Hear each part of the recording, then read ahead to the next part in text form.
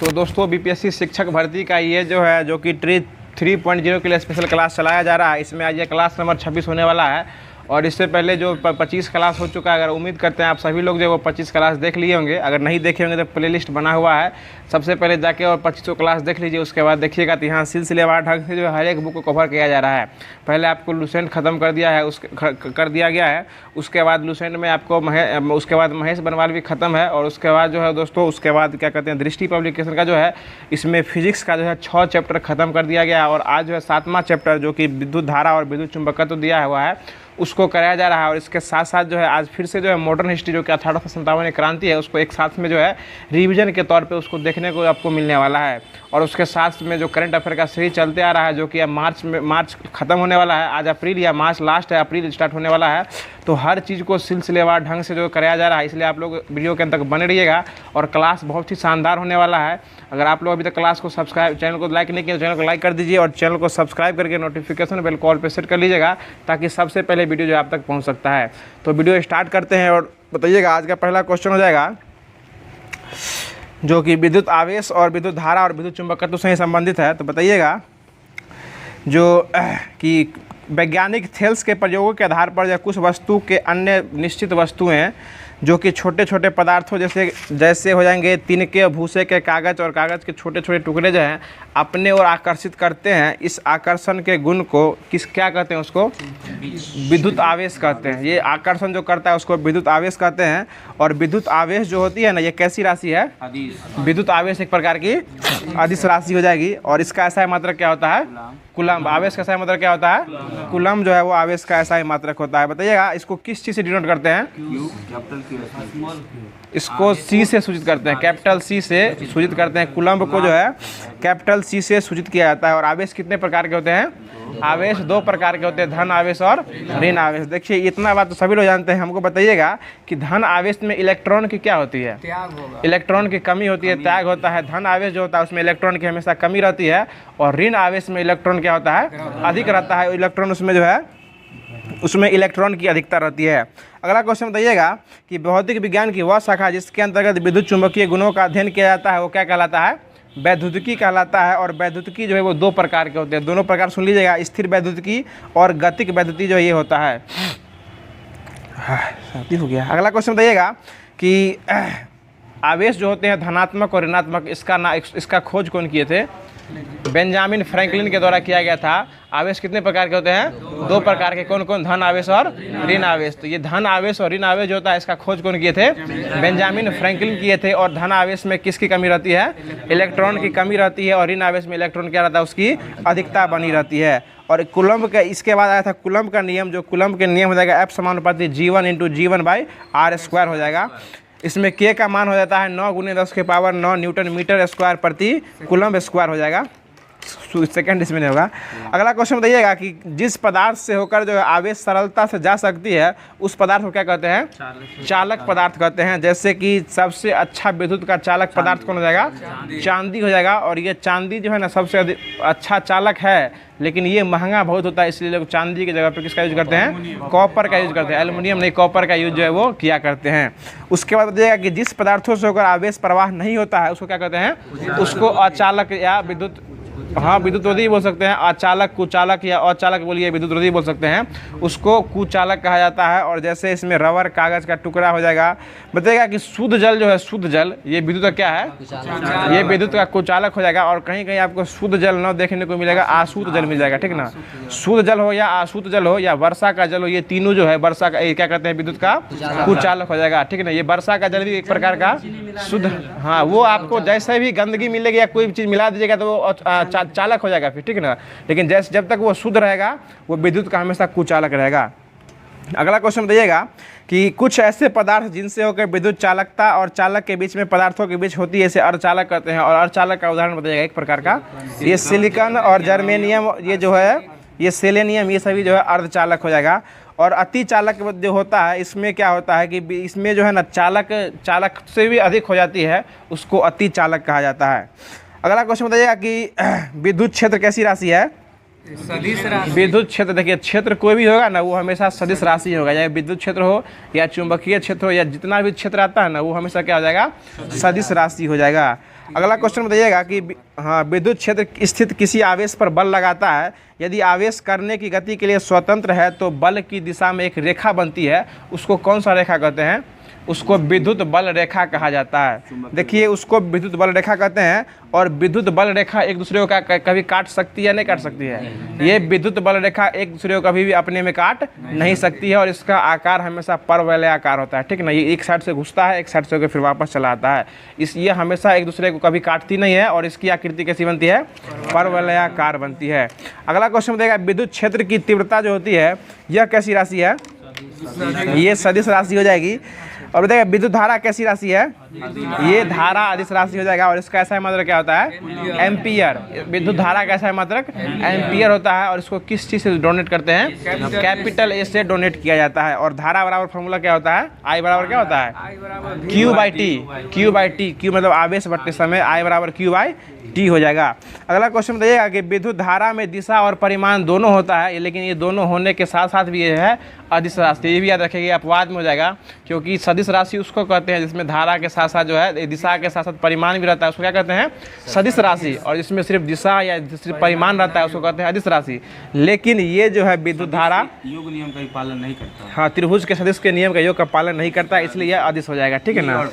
हाँ, बताइए, अगला क्वेश्चन हो जाएगा कि किसी विद्युत परिपथ में इलेक्ट्रॉन जो होती है वह किस विद्युत धारा के किस दिशा में प्रवाह करती है? ये हमेशा विपरीत दिशा में प्रवाह करती है। अगर विद्युत धारा सीधा जा रही है, इससे पहले जो पूछे हैं, सो इससे पहले पूछे हैं धारा बराबर क्या होता है? Q by T. आवेश बराबर क्यू बाई टी। फार्मूला बताएं, सो बताएं। अदिश राशि वाले बोल रहे हैं। देखिएगा उसके बाद कि विद्युत धारा जो बताए, विद्युत धारा कैसी राशि है? अदिश राशि हो जाएगी। और इसका ऐसा मात्रा क्या होता है?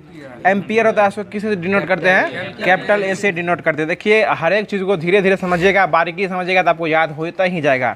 आगे बताएगा, क्वेश्चन हो जाएगा कि हम बताएं, तुरंत पूछें कि विद्युत धारा जो चलती है उसमें इलेक्ट्रॉन उसके विपरीत दिशा में प्रभावित होती है। अगर विद्युत धारा अगर आगे जा रही है तो इलेक्ट्रॉन उसका विरोध करता है, और इलेक्ट्रॉन हमेशा विद्युत धारा के विपरीत दिशा में ही प्रवाहित होती है। और इलेक्ट्रॉन का खोज कौन किए थे? जे थॉमसन के द्वारा किया गया था, ठीक है ना। आगे बताइएगा, क्वेश्चन हो जाएगा कि प्रत्यावर्ती धारा। देखिए, ऐसी विद्युत धारा जिसमें एक निश्चित समय अंतराल के बाद विद्युत धारा दिशा में प्रवाहित होते होते उत्क्रमित हो जाता है, उसको प्रत्यावर्ती धारा कहा जाता है। यानी एसी, उसको एसी करंट कहा जाता है। और एसी करंट की जो आवृत्ति होती है ना, ये हर्ट्ज में कितनी होती है? 50 हर्ट्ज होती है। यानी एसी करंट का जो आवृत्ति होती है हर्ट्ज में कितनी होती है? 50 हर्ट्ज होती है। और घरेलू परिपथ में जो लोग एसी करंट का यूज करते हैं वो वोल्ट में कितना यूज करते हैं? 220 वोल्ट जो है उसको नॉर्मल रूप में जो घर में यूज करते हैं 220 वोल्ट जो है उसका यूनिट यूज करते हैं। देखिए, क्वेश्चन आपको एग्जाम में पूछे हुआ था कि अगर आप यूज करते हैं घर में किसी भी मतलब यंत्र को यूज करते हैं तो उसमें किस आधार पर उसका जो आपका बिल उठ के आता है? वाट के आधार पर, ठीक ना। यानी वाट के आधार पर उठ के आता है। और वाट को ही वाटेज कहीं के लिख देता है, ठीक ना। वाट नहीं लिखा रहेगा तो आपको वाटेज मिल जाएगा। वाटेज को ही यूनिट में कन्वर्ट करता है और यूनिट को कन्वर्ट करके जो जितना यूनिट अभी मतलब रेट रहता है उसके गुना करता है, और उसके बाद उस हिसाब से आपका पैसा जो बिल उठ के आता है। अगला क्वेश्चन बताइएगा कि एसी को डीसी में कन्वर्ट करने वाला क्या हो जाएगा? वो रेक्टिफायर हो जाएगा। और डीसी से जो एसी में कन्वर्ट करता है उसको इसको इन्वर्टर कहते हैं। इसको इन्वर्टर कहते हैं। देखते हो जब लाइन कट जाता होगा तब इन्वर्टर ऑन होता है ना, मतलब डीसी से उसको एसी में कन्वर्ट करता है। ये कौन करता है? इन्वर्टर करता है। और एसी से डीसी में कौन करता है? रेक्टिफायर। यहाँ पर एक क्वेश्चन आपको ये बनने वाला है कि ये ट्रांसफार्मर देखते हुएगा, ट्रांसफार्मर का काम क्या है? ये वोल्टेज को नियंत्रित करता है। अगर आपको वोल्टेज उच्च हो जाएगा तो उसको लो कर देगा, और लो है तो उसको उच्च करता है। ये आप कभी गलती में नहीं रह जाएगा कि ट्रांसफार्मर जो है एसी को डीसी में कन्वर्ट करता है। ये कन्वर्ट है, ऑप्शन रहेगा, आपको ये फंसिएगा नहीं। ट्रांसफार्मर का काम सिर्फ यही है कि वो उच्च वोल्टता को निम्न वोल्टा में और निम्न वोल्टेज को उच्च वोल्टेज में कन्वर्ट करता है। उसका काम यही है। वह आपको एसी टू डीसी या डीसी टू एसी वो नहीं करता। एसी टू डीसी करने का काम हो जाएगा रेक्टिफायर का, और डीसी से एसी में कौन करता है? इन्वर्टर का करता है, ठीक है ना। अगला क्वेश्चन बताइएगा, अगला क्वेश्चन हो जाएगा कि विद्युत विभव का ऐसा मात्रा क्या होता है? ये इसका जो है ना वोल्ट होता है। वोल्ट भी कहते हैं। इसका मात्रक जूल प्रति कूलम या वोल्ट भी हो जाएगा, ठीक है ना। और विद्युत विभव कैसी राशि है? यह भी अदिश राशि है। विद्युत विभव भी अदिश राशि ही हो जाएगी। आगे बताइएगा, क्वेश्चन हो जाएगा कि विभवांतर जो है इसका ऐसा मात्रा क्या होता है? इसका भी वोल्ट ही होता है। और इसका ऐसा मात्रा यह भी कैसी राशि है? यह भी अदिश राशि ही हो जाएगा। नहीं, वोल्ट ही होता है। अगला क्वेश्चन बताइएगा जो विभवांतर या वोल्टेज कम होने पर किसी मोटर को चलाने पर जो है वो क्या हो जाता है, मोटर जल जाता है। अगर आपका वोल्टेज कम है या विभवांतर कम होता है तो वो क्या होता है, उसका यंत्र जो है वो गर्म हो जाता है और गर्म होने के बाद क्या होता है, वो जल जाता है। देखिए क्वेश्चन पूछा हुआ था ट्री फर्स्ट 1.0 में 1.0 में कि किसी भी विद्युत परिपथ में बिजली जा रही है या नहीं जा रही है, इसको किससे मापते हैं, गैल्वेनोमीटर से। देखिए उसे विद्युत परिपथ को मापने का काम जो है ना वो आमीटर भी करता है, लेकिन आमीटर मापने का काम करता है और मापने के साथ साथ जो है ना वो आप कितना जा रहा है वो भी मापता है, लेकिन एक विद्युत धारा जा रही है या नहीं जा रही है इसको बताने का काम जो है सिर्फ गैल्वेनोमीटर करता है। ठीक है, अगर आपको सिर्फ पूछेगा कि विद्युत परिपथ, अगर आप विद्युत परिपथ को मापने में किस यंत्र का उपयोग किया जाता है, अगर आपके ऑप्शन में गैल्वेनोमीटर है तो आप एक से अधिक लेके चलिएगा। ठीक है ना, क्योंकि ये ऑप्शन में पूछे हुआ था गैल्वेनोमीटर और आमीटर दोनों जो है विद्युत परिपथ को मापने का ही काम करता है, लेकिन गैल्वेनोमीटर सिर्फ बताता है कि विद्युत धारा जा रही है, लेकिन आमीटर क्या करता है, कितना मात्रा में जा रही है वो बताने का काम जो वो आमीटर करता है। और विद्युत धारा कैसी राशि है, सदिश राशि है, विद्युत धारा सदिश राशि हो जाएगी। अगला क्वेश्चन बताइएगा कि विद्युत धारा में जो है ओम का नियम आया था, ओम का नियम किस, इसका फार्मूला बताएगा। ओम का नियम क्या होता है, V बराबर IR हो जाएगा। यहाँ V क्या दिखाता है, विभवांतर दिखाता है, I क्या दिखाता है, I धारा दिखाता है, और R क्या दिखाता है, R प्रतिरोध दिखाता है। ठीक है ना, और V बराबर क्या होता है, IR ही होता है। अगला क्वेश्चन बताएगा कि विद्युत धारा प्रतिरोध कैसा मतलब क्या होता है, ओम होता है, और इसको जो है ना ऐसे सूचित करते हैं, लिख के बता नहीं सकते हैं, ठीक है ना, इसको ऐसे सूचित किया जाता है। ठीक है ना, अगला क्वेश्चन बताइएगा, अगला क्वेश्चन हो जाएगा जो घरों में जो है ना, घरों में जो पंखा जो लगा रहता है, पंखा उसमें जो रेगुलेटर लगा रहता है उसका काम क्या होता है, उसको धारा को नियंत्रित करना। यानी विद्युत धारा को जो पंखा अगर आप 1 पॉइंट कम कर दीजिएगा तो पंखा का स्पीड क्या होता है, लो हो जाता है। कंडेंसर लो नहीं होता है, उसका पंखा का स्पीड ही कम हो जाता है। और यह जो है किस नियम पे काम करता है, यह भी ओम के नियम पे ही काम करता है। यानी किसी पंखा में जो रेगुलेटर लगा रहता है धारा को नियंत्रित करने में, यह किस नियम पे काम करता है, तो ओम के नियम पे ही काम करता है, ये भी याद रखिएगा। अगला क्वेश्चन दिएगा, अगला क्वेश्चन हो जाएगा कि किसी पदार्थ का प्रतिरोध और प्रतिरोधकता जो है दोनों ताप बढ़ने पर क्या हो जाती है, ये दोनों में परिवर्तन। अगर ताप बढ़ाएंगे तो प्रतिरोध और प्रतिरोधकता दोनों बढ़ जाएगी, और ताप घटाएंगे तो दोनों क्या हो जाएगी, घट जाएगी। अगला क्वेश्चन दिएगा कि किसी चालक का प्रतिरोध जो है वो चालक की लंबाई पर भी निर्भर करता है। अगर उसके जितना चालक का लंबाई बढ़ाइएगा, तार का लंबाई बढ़ाइएगा, उसका प्रतिरोध उतना अधिक होगा। जितना तार जहाँ तक धारा जाएगी ना उसके साथ साथ आपको प्रतिरोध जाते रहेगा हमेशा। अगला क्वेश्चन हो जाएगा जो चालक का, इसमें तो हो ही गया है, बताइएगा चालक में ताप बढ़ाने पर प्रतिरोध क्या होता है, बढ़ जाता है, और चालकता क्या होती है, घट जाती है। प्रतिरोध जब बढ़ेगा तो चालकता क्या हो जाएगी, घट जाएगी। प्रतिरोध हमेशा विपरीत काम करता है। जब आप आगे चल रहे हैं, हाँ, वो धारा को कम करने का काम करता है तो चालकता उसको घटबे नहीं करेगा, ऑटोमेटिक बात है। आप आगे जा रहे हैं, घर्षण के कारण आपको पीछे आना पड़ेगा तो आपका स्पीड वही रहेगा, लेकिन आपका गति जो है वो घट जाएगा। वही बात बता रहा है कि चालक में अगर प्रतिरोध क्या कहते हैं, ताप बढ़ाइएगा तो उसका प्रतिरोधकता घट जाएगा, और उसका चालकता जो है वो प्रतिरोधकता बढ़ जाएगा, और चालकता जो है वो घट जाएगा। अगला क्वेश्चन देगा कि प्रतिरोध के व्युत्क्रम को क्या कहते हैं, मतलब प्रतिरोध होता है ना आर, उसको आर को उलट दीजिएगा, यानी 1/r क्या कहलाता है, ये जो है ना चालकत्व कहलाता है। और इस चालकत्व का सही मतलब क्या होता है, महो। प्रतिरोधकता का मीटर पर क्या कहते हैं, ओम मीटर होता है प्रतिरोधकता। इसका जो है ना ये चालकत्व का जो है ना ये आप महो हो जाएगा। ठीक है, आगे बताएगा क्वेश्चन हो जाएगा कि मानव शरीर का जो होता है प्रतिरोध यह कितना ओम होता है, 10 के पावर 6 ओम। 10 के पावर 6 ओम याद रखिएगा कि मानव शरीर का प्रतिरोध जो है 10 के पावर 6 ओम। इतना शरीर तक अगर आपके शरीर में करंट आता है तो इसको रोक सकते हैं। उससे अगर ज़्यादा आता है तो कभी झटका देता है, और ज़्यादा ले लेता है तो आपको एक चरण ले लेता है, कभी सटले रहता है तार में, देखते हुईएगा। अगला क्वेश्चन बताइएगा कि प्रतिरोधों का जो संयोजन किया जाता है ये कितने क्रम में किया जाता है, 2 क्रम में किया जाता है, श्रेणी क्रम और समांतर क्रम में। तो श्रेणी क्रम में क्या होता है, इसका फार्मूला क्या हो जाता है, R बराबर R1 plus R2 plus R3 हो जाएगा। ये आपको नॉमिकल बनाने में काम देता है। और समांतर क्रम में क्या हो जाता है, 1/r बराबर 1/r1 प्लस 1/r2, जितना आप है उसको जोड़ते जाइएगा। अगला क्वेश्चन है घरेलू जो सामान होता है, घर में जो सामान यूज करते हैं, सामान मतलब जो बिजली का सामान यूज करते हैं, उसको किस क्रम में जोड़ा जाता है, उसको समांतर क्रम में जोड़ा जाता है। और श्रेणी क्रम में जो है आप देखते जाएगा कि बिजली बल्ब का लाइट जो लगाता है शादी में, राइस लगता है, राइस बुक चुकुकिया बॉल, वो जो है किस क्रम में जुड़ा रहता है, वो श्रेणी क्रम में जुड़ा रहता है। अगला क्वेश्चन देखिए, इसमें एगो अगर एक लाइन उसका टूट जाता है, जैसे स्ट्रीट लाइट देखते हुईएगा, स्ट्रीट लाइट एक बार स्विच काटता है, सब स्विच देता है, सब बल्ब जलने लगता है, और एक बार लाइट काटता है तो सब बल्ब क्या होता है, अपने आप बंद हो जाता है। मतलब जो स्ट्रीट लाइट भी लगा रहता है ना, वो आपको श्रेणी क्रम में ही जुड़ा रहता है। ये भी क्वेश्चन पूछ सकता है। अगला क्वेश्चन बताइएगा, देखिए वही बात दिए हुए यहाँ कि वाट में विद्युत सामर्थ्य को व्यक्त करते हुए कहीं कहीं वाट को वाटेज का भी प्रयोग किया जाता है। बताए ना, अभी वाट को वाटेज का ही प्रयोग किया जाता है। बताइए 1 किलोवाट घंटा में कितना जूल होता है? 3.6 गुने 10 के पावर 6 जूल होता है। कोई दिक्कत है बाबू?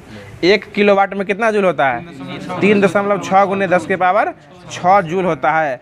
और उदाहरण बताइएगा कि यदि अगर 10 वाट का बल्ब जो है 10 घंटा तक लगातार जलते रहेगा तो कितना यूनिट खपत होगा? 1 यूनिट खत्म हो जाएगा, ठीक है ना। और 1 यूनिट को ही 1 किलोवाट भी कहा जाता है। अगला क्वेश्चन बताइएगा, अगला क्वेश्चन जाएगा कि विद्युत फ्यूज जो होता है, विद्युत फ्यूज देखते रहिएगा, इसका उपयोग जो है किस लिए किया जाता है?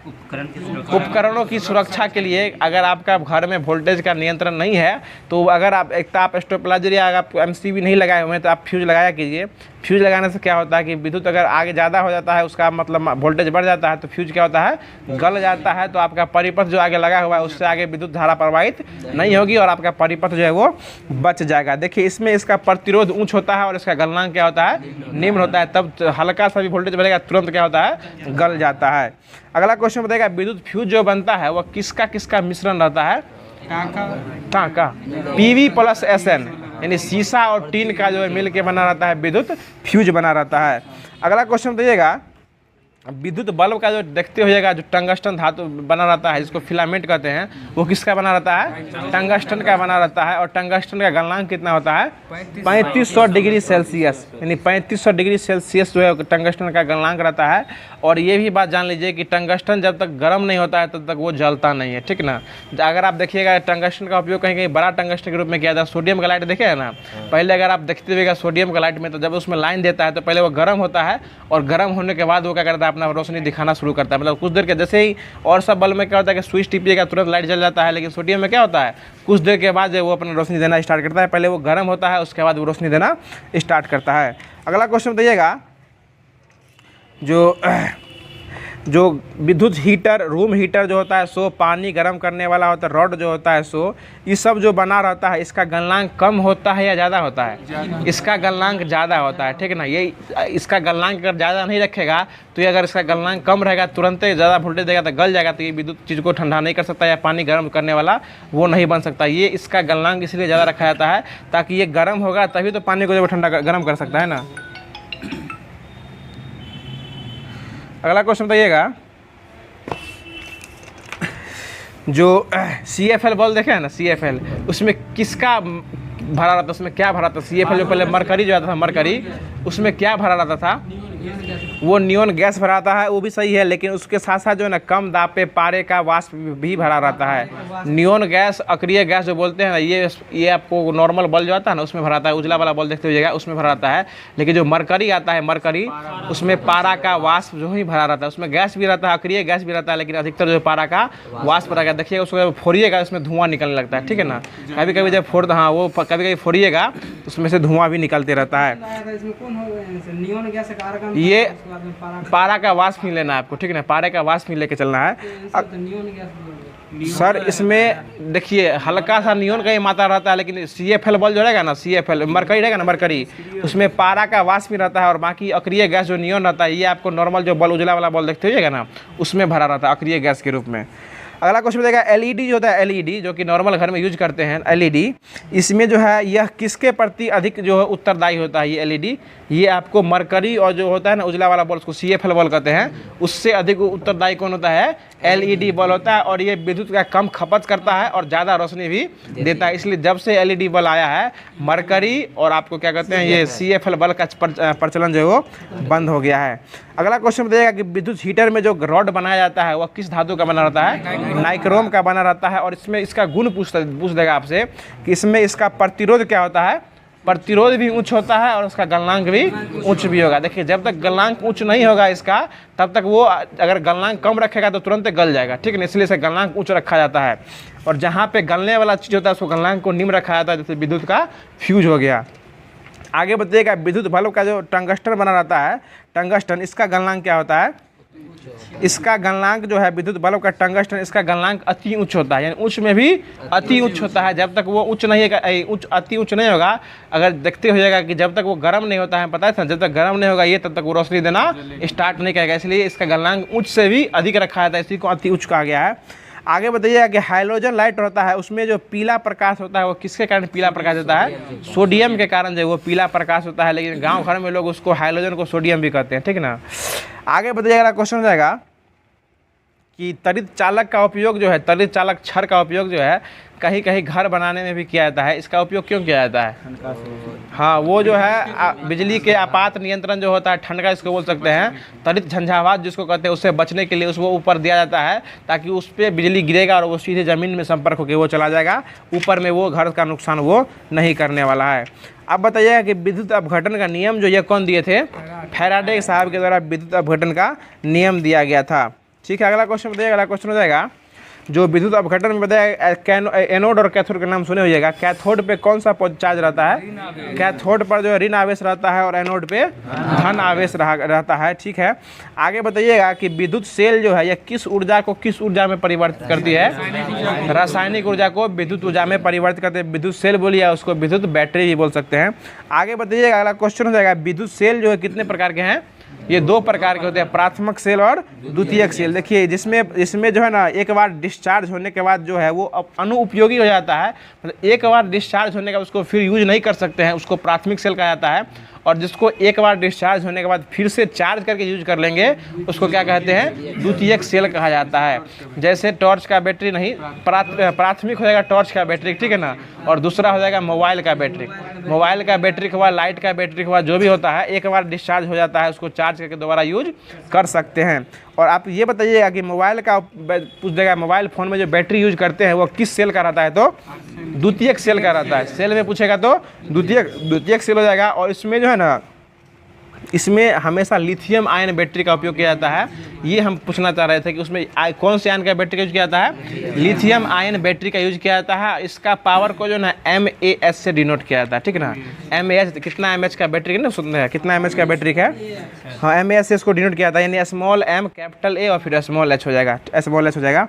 अगला क्वेश्चन बताइएगा कि जिसका जितना mAh ज़्यादा होगा उतना लंबा लाइफ तक जो है वो चलने वाला है बैटरी। देखते हो जाएगा कभी कभी जो है, आप पावर बैंक का नाम सुने हो जाएगा, पावर बैंक लोग अधिक mAh क्यों लेता है कि एक बार चार्ज करेंगे तो ज़्यादा समय तक वो चलने वाला है। आगे बताइएगा, क्वेश्चन जाएगा कि गैल्वेनिक सेल का जो है यह खोज कौन किए थे? वोल्टा के द्वारा किया गया था, एलिसांद्रो वोल्टा के द्वारा किया गया था। अब बताइएगा, क्वेश्चन जाएगा कि चुंबकीय क्षेत्र जो है कैसी राशि है? सदिश राशि हो जाएगी। और देखिए चुंबकीय क्षेत्र में जो चुंबक होता है उसमें अगर स्वतंत्र रूप से रस्सी बांध के लटकाएंगे तो वो किस दिशा की ओर सूचित करेगी? उत्तर और दक्षिण की हमेशा सूचित करेगी। और चुंबक के जो बाहर जो चुंबकीय क्षेत्र बनती है वो बाहर जो है वो किधर से घुसती है और किधर में निकल जाती है? देखिए बाहर जो है उत्तर से घुसती है, उत्तर से निकलती है और दक्षिण में घुस जाती है। और अंदर रहेगी तो अंदर में फिर दक्षिण से स्टार्ट होती है फिर उत्तर में समा जाती है। और ये भी एक दूसरे को कभी आपस में नहीं काट सकती है। और यह कैसी राशि है? ये भी सदिश राशि हो जाएगा। अब बताइएगा, इसके बाद आया था अंगूठा का नियम और आया था बामा हस्त का नियम। तो जो अंगुष्ठ जो दाहिना हाथ का अंगूठा का नियम है यह कौन दिए थे? ये मैक्सवेल दिए थे, ये मैक्सवेल के द्वारा दिया गया था। और बाएं हाथ का नियम जो था ना वो फ्लेमिंग के द्वारा दिया गया था। उसी जिस प्रकार न्यूलैंड्स दिए थे अष्टक का नियम और डोवेन राइनर दिए थे त्रिक का नियम, ठीक उसी प्रकार इसको भी याद रखिएगा कि दाहिने हाथ के अंगूठे का नियम जो है यह कौन दिए थे? मैक्सवेल के द्वारा दिया गया था। और बाएं हाथ का जो नियम दिए थे ये फ्लेमिंग के द्वारा दिया गया था। देखिए अब दाहिना हाथ के अंगूठे का नियम क्या है कि किसी भी अगर धारावाही चालक तार को आप पकड़िएगा, मुट्ठी में से पकड़िएगा तो अंगूठा जो है उसकी धारा की ओर दिखाएगा और बाकी जो चारों उंगली पकड़े हुए हैं ये उसकी विद्युत क्षेत्र को दिखाएगा, ठीक है ना। विद्युत धारा है तो विद्युत क्षेत्र को दिखाएगा। और जो फ्लेमिंग का जो बाएं हस्त नियम था इसमें बताए थे कि तीनों उंगली को एक दूसरे का लंबवत रखते हैं तो ये अंगूठा जो है ये बल को दिखाएगा और ये जो ये अंगुली को तर्जनी कहते हैं ना, तर्जनी चुंबकीय क्षेत्र को दिखाएगा, और ये इधर ये जो है मध्यमा ये विद्युत धारा को दिखाएगा। ये आपको यही फ्लेमिंग का वाम हस्त नियम है और मैक्सवेल का दाहिना अंगुष्ठ का नियम है। दक्षिणा अंगुष्ठ का नियम फिर से सुन लीजिए, किसी भी चालक धारावाही तार को अगर मुट्ठी से आप पकड़ते हैं तो अंगूठा जो है वो किसको दिखाता है, विद्युत धारा को, मतलब इधर क्या जा रहा है, विद्युत धारा जा रहा है, और उसका चुंबकीय विद्युतीय क्षेत्र जो बनेगा वो आपको वो जो 4 उंगली बचता है वो दिखाता है कि वो चुंबकीय या विद्युतीय क्षेत्र हो जाएगा। और फ्लेमिंग का वाम हस्त नियम क्या कहता है, किसी 3 उंगली को अगर आप लंबवत रखिएगा, हमें देखिए ये इस पे लंबवत है और ये इस पे क्या है, लंबवत, यानी इस दोनों के बीच 90 डिग्री कोण बन रहा है और इस दोनों के बीच भी 90 डिग्री, यानी एक दूसरे के लंबवत है। तो ये ये अंगूठा जो हो जाएगा ये आपको बल को दिखाएगा, ये चुंबकीय क्षेत्र को दिखाएगा, और ये विद्युत धारा की दिशा की ओर इंगित करता है। अगला क्वेश्चन बताइएगा कि डायनमो जो होता है, डायनमो ट्रांसफार्मर और विद्युत जनरेटर जो होता है, यह जो है किस सिद्धांत पे काम करता है, ये विद्युत चुंबकीय प्रेरण पे काम करता है। ये डायनमो जनरेटर जितना भी होता है ये विद्युत चुंबकीय प्रेरण पे सिद्धांत पे काम करता है। अब बताइएगा, क्वेश्चन बताइएगा कि घरेलू उपयोग में जो वोल्ट यूज करते हैं वो कितना यूज करते हैं, 220 वोल्ट, और इसका आवृत्ति कितना होता है, 50 हर्ट्ज इसका आवृत्ति होता है। देखिए घरेलू उपयोग करने में जो देखते होगा 3 पिन देखते हो, जहाँ पे मोबाइल या सॉकेट जिसको बोलते हैं, उसमें 2 प्रकार का सॉकेट लगता है, एक 15 एम्पियर या 16 एम्पियर का लगता है, और एक नॉर्मल 5 एम्पियर का लगता है, ठीक है ना। नॉर्मल अगर आपको मोबाइल चार्ज करना है या किसी और चीज़ को देखना है उसमें आप 5 एम्पियर का लगा सकते हैं। अगर आपको अधिक से अधिक यूज करना है, जैसे फ्रिज लगाना है, AC यूज करना है उसमें, या फिर आपको उससे रेफ्रिजरेटर को कनेक्ट करना है, या फिर उससे विद्युत मोटर चलाना है, तो उसमें 15 एम्पियर का जो है आप सॉकेट लगवाते होइएगा अगर आप घर बनवाए होंगे तो। आगे बताइएगा, क्वेश्चन हो जाएगा ताकि वो जल्दी जले ना, बताइएगा कि डायनमो जो है, डायनमो किस ऊर्जा में परिवर्तित करती है, यांत्रिक को विद्युत ऊर्जा में बदलती है, और विद्युत मोटर किसमें किसको बदलती है, विद्युत को यांत्रिक में बदलती है, और बैटरी जो होती है, बैटरी किसमें किसको बदलती है, रासायनिक को विद्युत में। और बताइएगा CFL बल जो होता है, CFL क्या कहते हैं, मरकरी जो बल होता है, मरकरी, यह किस ऊर्जा को किस ऊर्जा में बदलती है, विद्युत को प्रकाशीय ऊर्जा में। और CFL बल जो होता है लाल वाला, वो किसमें किसको बदलती है, ये विद्युत को प्रकाश और उष्मा दोनों में बदलती है, क्योंकि देखिएगा CFL बल से गर्मी भी देता है, ठीक, उष्मा भी निकलता है। 100 वाट वाला बल, लाल वाला बल। आगे बताइए, अगला क्वेश्चन आएगा कि विद्युत हीटर जो है, हीटर ये किसमें किसको बदलती है, ये भी विद्युत ऊर्जा सिर्फ उष्मा में ही बदलती है। जैसे ठंडी के महीने में हीटर लोग चलाता है ना, तो विद्युत को उठाती है और उष्मा देती है, तो ये विद्युत ऊर्जा को उष्मा ऊर्जा में बदलती है। अब हमको बता दीजिएगा कि जो घर में नॉर्मल तार यूज होता है उसमें कुछ तार का रंग पूछते हैं और किस चीज़ से संबंधित है, ये बात हमें बता दीजिएगा। कि अगर आप देखते हो कि घर में जो वायरिंग होता है हमेशा वो लाल तार दिया जाता है, तो लाल तार किसको दिखाता है, मेन तार, यानी मेन तार जो होता है, यानी जिसमें मेन लाइन रहता है उसको लाल तार दिया जाता है। और अर्थिंग के लिए कौन सा तार दिया जाता है, हरा तार अर्थिंग के लिए दिया जाता है, यानी जो कि न्यूट्रल रहता है, अर्थिंग रहता है ठंडी रहता है, और जो न्यूट्रल रहता है उसमें कौन सा तार दिया जाता है, उसमें काला तार दिया जाता है। उससे आप कोई भी तार दीजिएगा उससे कोई मतलब नहीं है, लेकिन ये आप साइंस की भाषा में इतना इसका एक मानक रखा गया है कि लाल तार जो धारा को दिखाता है, हरा तार जो है वो अर्थिंग को दिखाता है, मतलब क्या कहते हैं, हाँ, ठंडी को, और काला तार जो है हमेशा न्यूट्रल को जो है वो न्यूट्रल जो होता है वो काला तार को दिखाता है। तो ये था आज का आपका जो चैप्टर नंबर 7 था, विद्युत धारा और विद्युत का चुंबकत्व जो था, इसको पूरे हमारे द्वारा ख़त्म कर दिया गया है। अब जो होमवर्क में दिया गया था आगे 1857 क्रांति, वो आपको स्टार्ट कर रहे हैं, उसके बाद करंट अफेयर का सेशन देखने को मिलेगा। वीडियो कैसा लग रहा है कमेंट भी करते रहिए, और वीडियो को अभी तक लाइक नहीं किए हैं तो फिर बोल रहे हैं एक बार वीडियो को लाइक कर दीजिए। अगर आप भी चैनल को सब्सक्राइब नहीं किए हैं और वीडियो अगर आपको अच्छा लग रहा होगा तो चैनल को सब्सक्राइब कर दीजिए, और हमारे FMSC ग्रुप से व्हाट्सएप का जो लिंक दिया हुआ है, जो कि कमेंट बॉक्स में पिन किया हुआ है, व्हाट्सएप ग्रुप से जुड़ जाइए, आपको वही होमवर्क देखने को मिलने वाला है। तो बताइएगा, आज फिर से स्टार्ट हो रहा है मॉडर्न हिस्ट्री, जो कि भारतीय राष्ट्रीय आंदोलन को स्टार्ट किया जा रहा है, जो कि 1857 क्रांति से स्टार्ट होगा।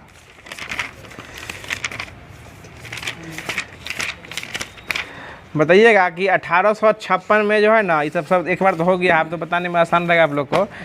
1856 में जो हुआ था, जो किस राइफल के जगह जो है नई एनफील्ड राइफल लाई गई थी, ब्राउन बेस। ये सब चीज़ जो एक बार हो चुका है। भारतीय राष्ट्रीय आंदोलन का जो वीडियो शुरू में बना था उसमें सारा चीज़ एक डिटेल बाय डिटेल कराया गया, अगर आप लोग नहीं देखेंगे उसको पहले देख लीजिएगा। तो ये ब्राउन बेस के जगह जो है ना एनफील्ड राइफल लाया गया था, ठीक है ना। बताइएगा ये 1857 क्रांति का मुख्य कारण क्या था, चर्बी वाला कारतूस का मुंह से खींचना, मुंह से खींचना हो जाएगा। बताएगा इसमें जो है, इसमें चर्बी वाला कारतूस में जो है, इसके कारण जो है मुंह से खींचने से कौन मना कर दिए थे? मंगल पांडे स्पष्ट रूप से मुंह से खींचने से मना कर दिए थे। और यह जो है किसको गोली मार के हत्या कर दिए थे? अर्नेस्ट बाग और ह्यूअर, लेफ्टिनेंट बाग और ह्यूअर को जो है गोली मार के हत्या कर दिए थे। और इसके बाद जो है मंगल पांडे को फांसी पे कब चढ़ा दिया गया था? 8 अप्रैल 1857 को फांसी पर चढ़ा दिया गया था। और जब फांसी पर चढ़े थे तो कौन सा नारा दिए थे? हल्ला बोल का नारा दिए थे। कौन सा नारा दिए थे? हल्ला बोल। ये सब बंद नहीं कराया गया है, बताइए। सारा बात कराया हुआ, हल्ला बोल का नारा दिया गया, इसलिए रिवीजन करा रहे हैं सब, ताकि सबको आपको याद रहेगा। हल्ला बोल का नारा दिया गया था। आगे बताइए, अगला क्वेश्चन हो जाएगा कि मंगल पांडे का संबंध किस नेटिव इन्फेंट्री से था? 34वीं नेटिव इन्फेंट्री से था। और जो 10 मई 1857 की क्रांति जो थी, जो कि कागजी रूप से स्टार्ट हुई थी, 1857 की क्रांति यूपी के कहाँ से स्टार्ट हुई थी? यूपी के मेरठ से स्टार्ट हुई थी 10 मई 1857 को। और जो स्टार्टिंग किए थे वो कौन से इन्फेंट्री से स्टार्ट हुआ था? ये हुआ था 20वीं। बताए थे कि मंगल पांडे थे 34वीं से, और जो आपको जो 1857 की क्रांति विद्रोह स्टार्ट हुआ था, जो स्टार्टिंग किए थे, ये सब जो सैनिक थे वो कौन नेटिव इन्फेंट्री से थे?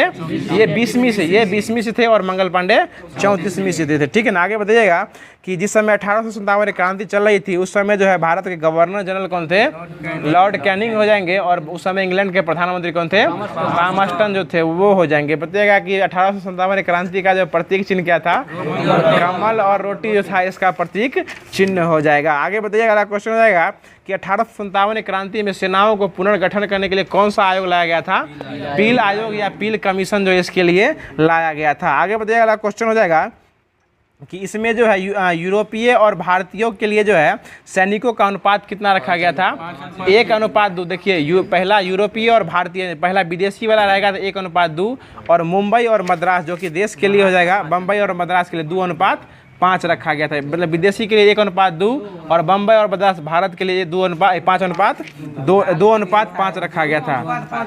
वही बंगाल की सेना यूरोपीय और जो भारतीय था ना वो 1:2 है सर जी।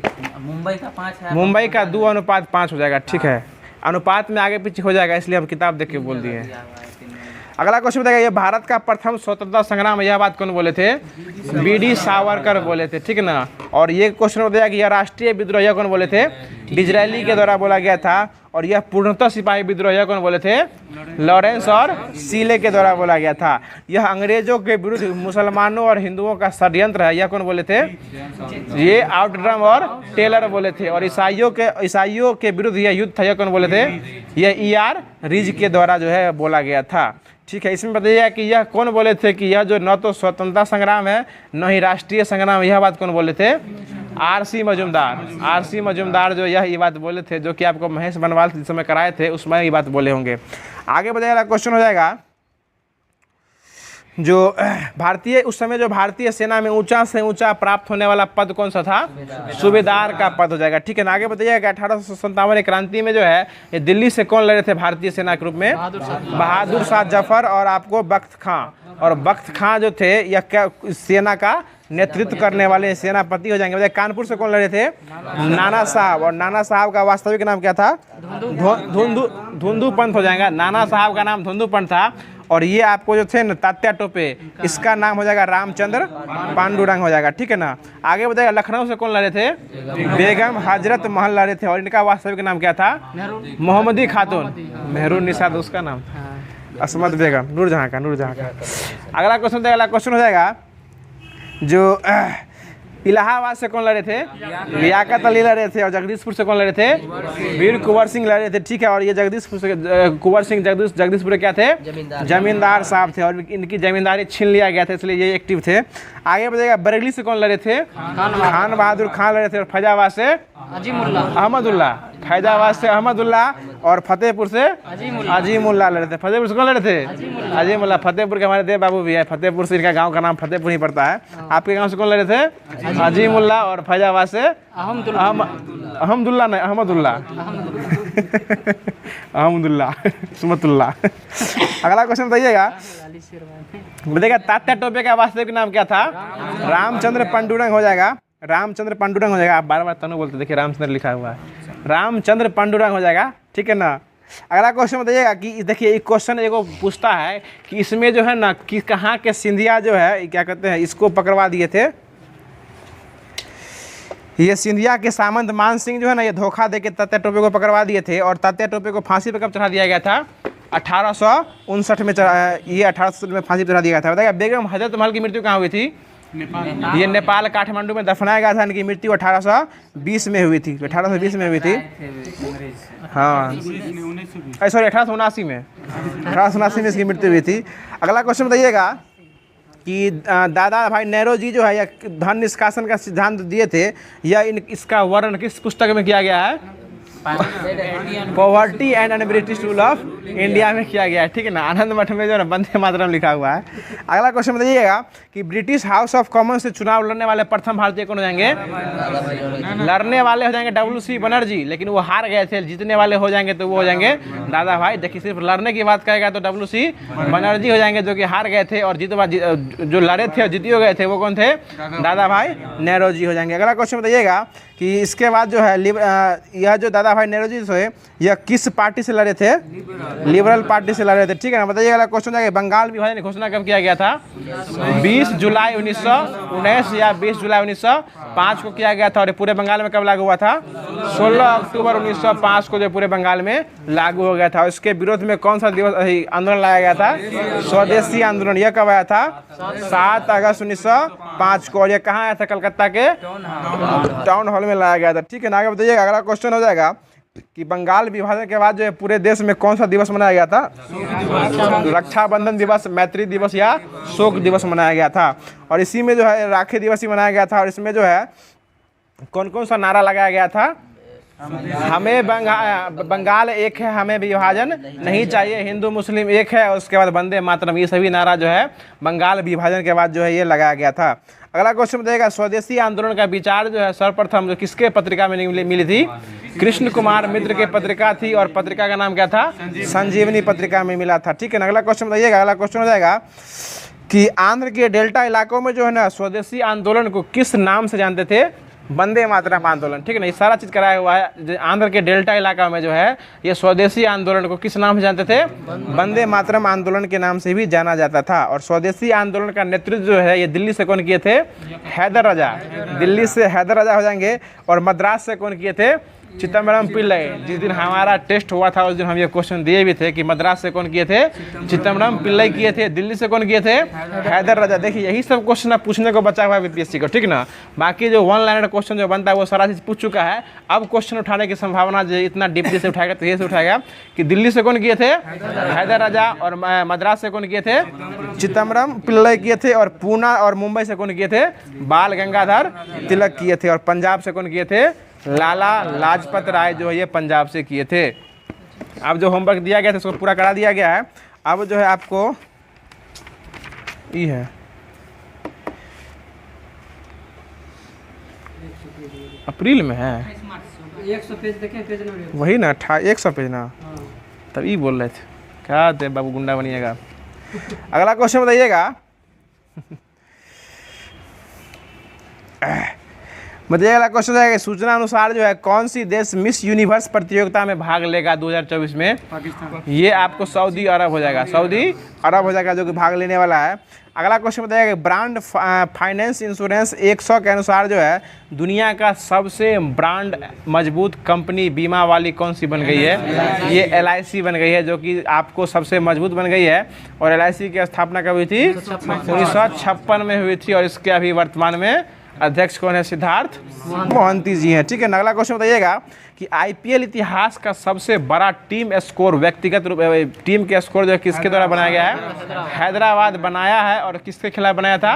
मुंबई इंडियंस के खिलाफ बनाया था। उसके बाद सर 287 हाईएस्ट था। 277 है वो पहला है, उसके बाद इस ये पहला है ये, लेकिन गलत दिए हुए इसमें। पहले अपने रिकॉर्ड पर रखा 87 बनाया था। इसमें पहले वाला देके छोड़ दिया है। ये किसके खिलाफ बनाया था? मुंबई इंडियंस के खिलाफ बनाया था, ठीक ना। अगला क्वेश्चन बताइए। अगला क्वेश्चन हो जाएगा कि मेदियान पोया उत्सव जो है किस देश में मनाया गया है? श्रीलंका में मेदियान पोया उत्सव जो है मनाया गया है। अगला क्वेश्चन बताइएगा कि दुनिया में पहले ओम आकार का मंदिर जो है किस राज्य में बनाया गया है? राजस्थान में। बताए थे राजस्थान में ओम आकार का मंदिर बनाया गया। और 3D प्रिंटेड हिंदू मंदिर यह कहाँ बनाया गया है? तेलंगाना। हिंदू मंदिर तेलंगाना हो जाएगा। और 3D प्रिंटेड डाकघर कहाँ है? बेंगलोर में। और 3D प्रिंटेड मस्जिद कहाँ है? ये सऊदी अरब में हो जाएगा। ठीक है ना। अगला क्वेश्चन बताइएगा। अगला क्वेश्चन हो जाएगा कि देखिए ये क्वेश्चन पूछा हुआ है, किसने लोकपाल के न्यायिक सदस्य के रूप में शपथ ग्रहण किया? अभी ऋतुराज अवस्थी। ऋतुराज अवस्थी हो जाएंगे। अगला क्वेश्चन बताइएगा। अगला क्वेश्चन हो जाएगा कि कहाँ के प्रसिद्ध सांझी क्राफ्ट को GI टैग दिया गया है? ये मथुरा, उत्तर प्रदेश के मथुरा को सांझी क्राफ्ट का GI टैग दिया गया है। अगला क्वेश्चन बताइएगा। अगला क्वेश्चन हो जाएगा कि WHO ने कोरोना वायरस की निगरानी के लिए कौन सा वैश्विक स्तर पर लैब नेटवर्क स्टार्ट किया है? कोविन नेट जो है ये स्टार्ट किया है। और उससे देखिएगा अगर आप सर्टिफिकेट पहले डाउनलोड करते होइएगा कोरोना वाला, तो कोविन ऐप से डाउनलोड होता था ना। कोविन ऐप था जो पहले हेल्थ बताता था आपका, आपके शरीर में कितना क्या कहते हैं ऑक्सीजन लेवल है, वो सारा वो आपको नाड़ी दाब के बता सकता है। ये कोरोना काल का ये सब नियम था। अगला क्वेश्चन बताइएगा। अगला क्वेश्चन हो जाएगा कि किस राज्य की जनजातीय पोशाक रिगनाई पचरा को GI टैग मिला है? ये त्रिपुरा को दिया गया है। ठीक है ना। ये त्रिपुरा को जो है रिगनाई पचरा का GI टैग जो है वो त्रिपुरा को दिया गया है। आगे बताइए। वाला क्वेश्चन हो जाएगा कि कहाँ के बांसुरी को GI टैग दिया गया है? पीलीभीत जो इसका GI टैग जो है बांसुरी को दिया गया है। अगला क्वेश्चन बताइएगा। अगला क्वेश्चन हो जाएगा कि 2024 में चीन ने किस प्रदेश में 30 स्थानों के नाम बदल दिए हैं? ये अरुणाचल प्रदेश में चीन जो है अपना 30वां स्थान का नाम जो है वो बदल दिया है। अगला क्वेश्चन बताइएगा। अगला क्वेश्चन हो जाएगा कि किस राज्य ने कानूनी निर्माण प्रक्रिया में राज्यपाल की भूमिका को चुनौती दे दी है? ये केरल में जो है उसको चुनौती दे दिया है। अगला क्वेश्चन बताइएगा जो कि आज का लास्ट क्वेश्चन हो जाएगा कि किसे हॉकी इंडिया अवार्ड 2023 का जो है ये आपको hockey player of the year पुरुष में चुना गया है? हार्दिक सिंह को पुरुष में चुना गया है और सलीमा टेटे को महिला में चुना गया है। एक बार फिर से रिवीजन करा देते हैं करंट अफेयर को।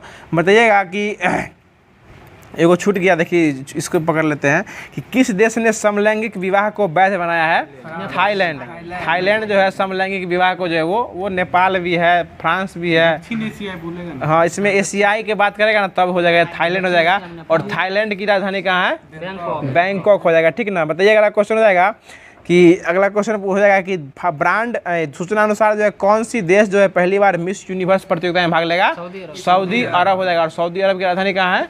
रियाद जो है सऊदी अरब की राजधानी हो जाएगा। आगे बताइएगा कि ब्रांड फाइनेंस इंश्योरेंस के अनुसार जो है यह 100 के अनुसार जो है मजबूत ब्रांड जो है बीमा कंपनी कौन बन गई है? LIC बन गई है। आगे बताइएगा। अगला क्वेश्चन हो जाएगा कि मेदिन पोया उत्सव कहाँ बनाया गया है? ये श्रीलंका में बनाया गया है। ओम आकार का मंदिर कहाँ बनाया गया है? राजस्थान में बनाया गया है। आगे बताइएगा। क्वेश्चन हो जाएगा कि किसे लोकपाल ने न्यायिक सदस्य के रूप में शपथ लिया है? ऋतुराज अवस्थी ले लिया है। और ऋतुराज गायकवाड़ जो है ये कौन है? अभी चेन्नई कप्तान थे, है ना, अभी कप्तान थे अभी। अगला क्वेश्चन बताइएगा कि सांझी क्राफ्ट को GI टैग किस राज्य को दिया गया है? राज्य हो जाएगा तो उत्तर प्रदेश और जिला हो जाएगा तो मथुरा को दिया गया। और हनुमानगढ़ी लड्डू का GI टैग ये आपको अयोध्या में दिया गया है। अयोध्या का हनुमानगढ़ी का लड्डू दिया गया है। और सर्ववेद मंदिर जो है ना ये बनारस में बना है। ठीक है ना। आगे बताएगा। अगला क्वेश्चन हो जाएगा कि WHO ने कोरोना वायरस की निगरानी के लिए कौन सा ऐप लॉन्च किया था? कोविन नेट हो जाएगा। उसके बाद बताएगा रिगनाई पचरा का GI टैग ये त्रिपुरा को दिया गया है। कदियाल साड़ी का GI टैग पश्चिम बंगाल, उसके बाद साल का GI टैग उड़ीसा को दिया गया। रेड आम चटनी का GI टैग उड़ीसा को, काजी नींबू का GI टैग असम को दिया गया है। कच्ची खरे का GI टैग गुजरात को दिया गया। कच्ची खरे का GI टैग गुजरात को दिया गया। ये भी याद रखिएगा। आगे बताइएगा। अगला क्वेश्चन है कि कहाँ के बांसुरी को GI टैग दिया गया है? पीलीभीत के बांसुरी को GI टैग पीलीभीत दिया गया है। महाराष्ट्र या राजस्थान में पड़ता होगा। अगला क्वेश्चन हो जाएगा कि किस प्रदेश में 30 स्थानों का नाम बदल दिया है? अरुणाचल प्रदेश हो जाएगा। और एक और क्वेश्चन हो जाएगा कि किस राज्य सरकार ने कानूनी निर्माण प्रक्रिया में राज्यपालों को स्वतंत्र चुनौती दे दिया है? ये केरल के सरकार के द्वारा। सो रहे हैं क्या? केरल के सरकार द्वारा जो चुनौती जो है वो दे दिया गया था। तो अब जो है जो कि करंट अफेयर का क्लास भी ख़त्म हो गया है। अब जो है जो कि होमवर्क के माध्यम से पूरा जो है वो करा दिया गया है। अब जो है आपको कल जो है फिजिक्स के साथ साथ जो है आपको केमिस्ट्री का ये पहला चैप्टर देखने को मिलेगा, जो कि आपको रहेगा दृष्टि पब्लिकेशन से। तो यह वीडियो आज को यहीं ख़त्म करते हैं, और यह वीडियो कैसा लगा कमेंट बॉक्स के माध्यम से ज़रूर बताइएगा। और इसके बाद जो 40 नंबर का टेस्ट जो आप लोग देते हैं, जो होमवर्क में 40 नंबर का टेस्ट जो ग्रुप में डाला जाता है, उसको ज़रूर लगाने का प्रयास किया कीजिए, क्योंकि सुनना और टेस्ट देना ये अलग बात है, और अगर आपको सारा बात याद हो ये और अलग बात है। अगर आपको कुछ भी नहीं याद है तो आप और कुछ भी नहीं याद है और आप FMSC जुड़े हुए हैं, ये उससे ही अलग बात है।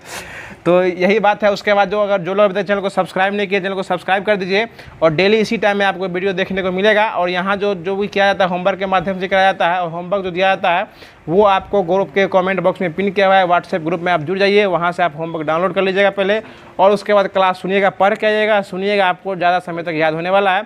एग्जाम का जो डेट दिया गया है, संभावित तिथि आपको जुलाई ले गया है।